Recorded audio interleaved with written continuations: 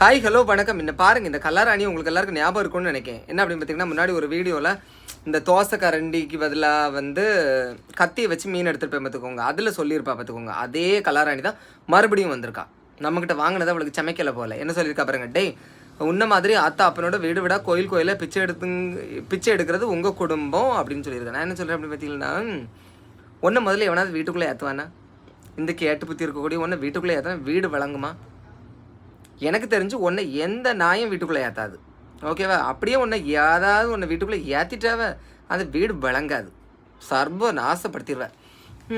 அப்படிப்பட்டு இருந்து ஒரு மன உளைச்சலுக்கு ஆளாகி நாங்கள் கோயிலாக போகிறது, எல்லா வீட்டுக்கும் போகிறதெல்லாம் பார்த்து உனக்கு வயிற்றுச்சல் தாங்க முடியல.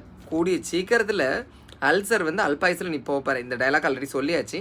இந்த கலர் அன்றைக்கி மறுபடியும் வேணும். ஓகேவா? போய் உருப்பட வழியை பாரு. அப்படியாவது 4 வீட்டில் ஒன்று ஏற்று அவளை பார்ப்போம். தேங்க்யூ.